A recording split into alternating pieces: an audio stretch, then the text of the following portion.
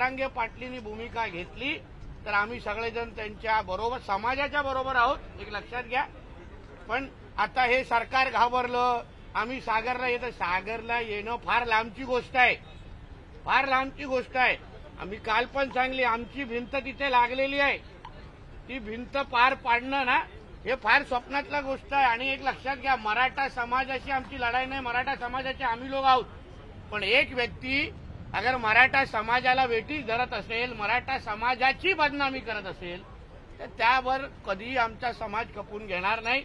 त्यांच्या अवतीभोवती असलेले जे काही तरुण मुलं आहेत त्यांनाही सांगतो, ते उगाचच्या अंगावर केसेस घेऊ नका. उद्या केसेस काढण्यासाठी मग कोणी येत नाहीत. म्हणून हे सगळे जे आंदोलनं चालू आहेत, हे सगळी जी भूमिका आहे, जे शिवाय शाप देण्याची जे हिंमत करतायत ना, हे कोणाच्या जोरावर करतायत. आता सगळे त्यांचे जुने सहकारी बोलतायत की हे पवार साहेबांच्या अतिशय जवळचे आहेत. मग ही तुतारीचे आवाज बाहेर येत आहे का? तोंडातून तुतारी वाजवण्याचं काम होत आहे का? ह्या सगळ्याची भूमिका कधी ना कधीतरी स्पष्ट झाला पाहिजे. मराठा समाजाबरोबर आमचं महायुतीचं सरकार आहे, ओबीसी समाजाबरोबर आहे, धनगर समाजाबरोबर आहे, हिंदू समाजातल्या प्रत्येक जातीबरोबर आमचं महायुतीचं सरकार आहे. संजय राऊत म्हणतायत की देवेंद्र फडणवीस म्हणालेत बोलवता धनी कोण, तर देवेंद्र फडणवीस यांच्या आजूबाजूला बसणार आहेत म्हणजे मुख्यमंत्री आणि दुसरे उपमुख्यमंत्री अजित पवारच बोलवता धनी नाहीत का, असा सवाल त्यांनी उपस्थित केला. संजय राजाराम राऊतला सांगेन, रात्रीची अगर 90 थोडी उतरली असेल तर तुम्ही रात्री बेरात्री आणि कालपासून कोणाकोणाला फोन हे संजय राजाराम राऊत लावत होते ना, ह्याचे जरा कॉल रेकॉर्ड बघायला पाहिजे. सिल्वर ओकला किती फोन गेले, ह्यांच्या जरांगे पाटलांच्या आजूबाजूच्या लोकांना किती फोन गेले, ह्या सगळ्याचा कधीतरी सीडीआर तपास निघाला पाहिजे, जेणेकरून कळेल ही स्क्रिप्ट नेमकं कोणाची. आता काल आमच्या देवेंद्र फडणवीस साहेबांनी अतिशय योग्य मुद्दा काढला. जरांगे पाटील फक्त देवेंद्र फडणवीसांवरच कशाला टीका करतात, आणि जी भाषा, जी टीका शरद पवार गटातले लोक सातत्याने मुद्दे काढून फडणवीस साहेबांवर बोलतायत, जी भाषा उद्धव ठाकरे सातत्याने भाषणाच्या माध्यमातून करतायत, तीच भाषा जरांगे पाटील करतायत. Same to same. म्हणजे कॉपी अँड पेस्ट केलंय की काय भाषण. म्हणजे स्क्रिप्टचा फॅक्स किंवा स्क्रिप्टचा ईमेल किंवा व्हॉट्सअप आता कुठून येतोय हे आता लोकांना कळायला लागलेलं ना स्पष्ट. काहीतरी फरक केला पाहिजे.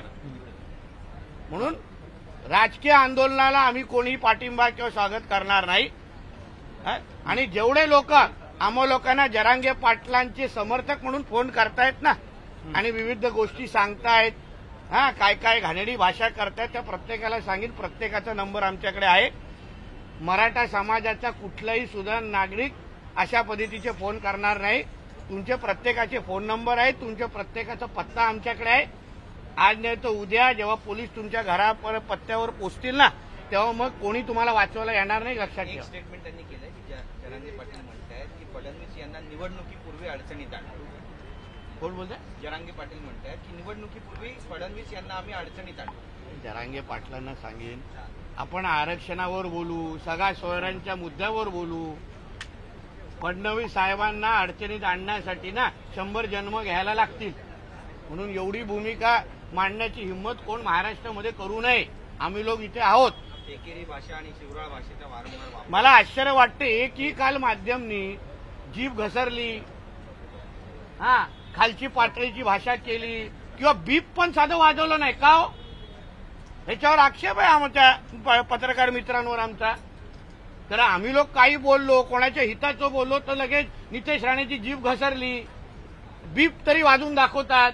काल तो उठसूट आमच्या म्हणजे एका माजी मुख्यमंत्र्याला, एका आताच्या उपमुख्यमंत्र्याला, एका सन्मानित नेत्याला शिव्या दिल्या जात आहेत. साधा बीप पण वाजवला नाही कुठल्याही चॅनलने. म्हणून उगाच फडणवीस साहेबांवर सातत्याने अरे तोच माणूस उद्या कोर्टात अगर आपला आरक्षणाची केस जेव्हा जाईल ना, फडणवीस साहेबच तिथला मोठ्यातला मोठा तज्ञ वकील उभं करून आपली बाजू लावून धरणार आहेत, जी 2014 ते 19 मध्ये केली. पण नंतर ते आले, उद्धव ठाकरेला जमलं नाही ते.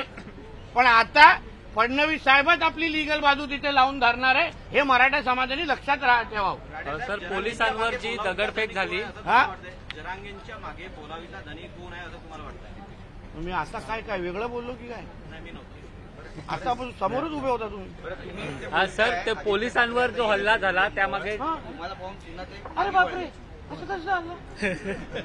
सर अडचण झाली रे, जाऊ का?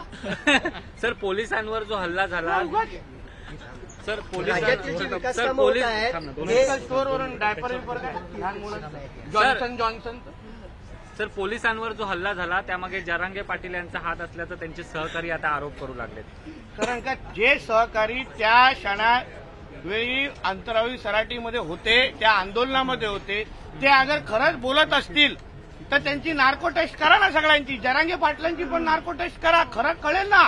उगाच आमच्या पोलिसांची बदनामी त्या निमित्ताने जी झाली की पोलिसांनी चुकीचा लाठीचार्ज केला, पोलिसांवर अपशब्द म्हणले गेले, तर या गोष्टीची कधी ना कधी चौकशी झाली पाहिजे, माहिती बाहेर आली पाहिजे. सरकारकडून जी विकास कामं आहेत ती उद्घाटन करण्यात सरकारचा वेळकाढूपणा होत आहे. आदित्य ठाकरेंनी एक सकाळी ट्विट केलं आणि दुपारी ट्विट केल्याने लगेच सरकारला जाग आली आणि जो ब्रिज आहे बापरे. त्याचं आज उद्घाटन होत आहे. बापरे. आता तुम्हाला बघून ते पाठीमागे गेले, वारंवार टीका करताय ह्याच्यावर की पण सरकार tweet करा ना वेळकाढूपणा जरा. करतंय. ह्याच्यावर पण एक ट्विट होऊन दे. कशावरती? मी आली आणि मी गेली. अरे जाऊन दे रे, तिला आवाज फुटत नाही आणि तो काय ते ऐकतोय माझ्या पण- बाजूला उभं राहणार आणि मला कमरेवर घ्यायची सवय नाही.